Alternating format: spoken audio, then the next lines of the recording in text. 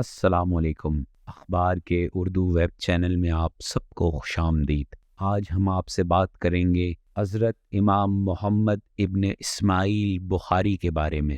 امام بخاری کا پورا نام ابو عبداللہ محمد ابن اسماعیل ابن ابراہیم ابن مغیرہ ابن برزیاد الجعفری البخاری تھا۔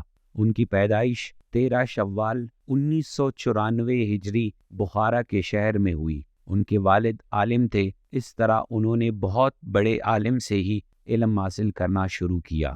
ان کے والد امام بخاری کے بچپن میں ہی گزر گئے۔ ان کی پرورش ان کی والدہ نے کی۔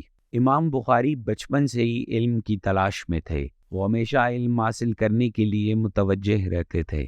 انہوں نے جوانی میں ہی حدیث علم بخارا میں مکمل کی اور 16 سال کی عمر میں انہوں نے مختلف مشہور اسکالر کی کتابیں یاد کی۔ وہ اکثر استادوں کے پاس علم حاصل کرنے کے لیے سفر کرتے تھے۔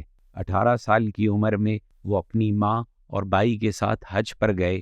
حج ادا کرنے کے بعد ان کی والدہ اور بھائی واپس بخارا آ گئے، جبکہ امام بخاری مکہ میں ہی علم حاصل کرنے کی غرض سے رک گئے، اور 2 سال بعد وہ مدینہ چلے گئے اور وہاں سے فقہ، حدیث اور قانون کا علم 4 سال تک حاصل کرتے رہے۔ امام بخاری بصرہ، مصر، سیریا، کوفہ اور بغداد میں بھی علم حاصل کرنے کی غرض سے مختلف اماموں کے پاس احادیث اکٹھے کرنے گئے۔ امام بخاری کی یادداشت شروع سے ہی بہت اچھی تھی۔ امام بخاری نے شروع میں ہی 7000 احادیث یاد کر لی تھیں اور بعد میں 3 لاکھ تک انہوں نے احادیث یاد کی۔ امام بخاری نے بہت سی کتابیں لکھیں۔ ان کی کتابیں نہ صرف احادیث کے بارے میں تھیں بلکہ سائنس، فقہ، تفسیر اور تاریخ کے بارے میں بھی ہیں۔ امام بخاری کی کچھ کتابیں التاریخ الکبیر، التاریخ الصغیر، التاریخ الاوسط، خلق الافعال العباد،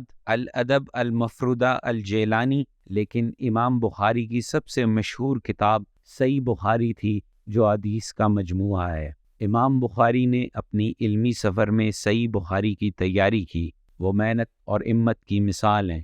امام بخاری کی کتاب صحیح بخاری میں صرف وہ احادیث ہیں جو قرآن اور سنت کی روشنی میں صحیح قرار پاتی ہیں۔ صحیح بخاری میں تقریباً 7275 احادیث ہیں اور قرآن کے بعد صحیح بخاری کو اونچا درجہ دیا گیا ہے۔ امام بخاری نے صحیح بخاری کو 2 پاک شہروں میں مکہ اور مدینہ میں ترتیب دی، اور انہیں اس کتاب کو ترتیب دیتے ہوئے 16 برس لگے۔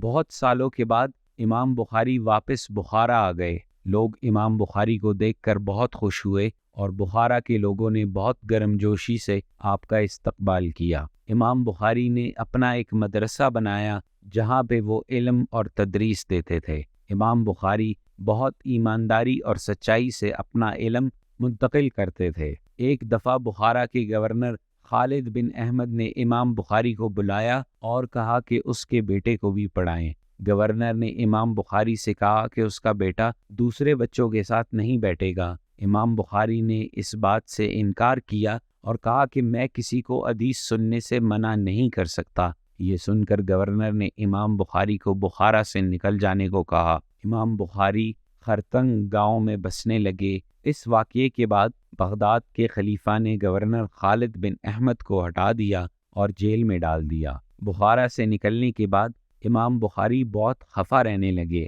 انہوں نے اپنی باقی زندگی خرطنگ سمرقند میں گزاری۔ 1 شوال 256 ہجری 870 عیسوی میں 62 سال کی عمر میں امام بخاری وفات پا گئے۔ ان کی قبر خرطنگ سمرقند میں ہے۔ حضرت امام محمد ابن اسماعیل بخاری کا سفر ایک مثال ہے۔ ان کی محنت اور لگن نے انہیں اسلام کے علم میں بلند مرتبہ حاصل کروایا۔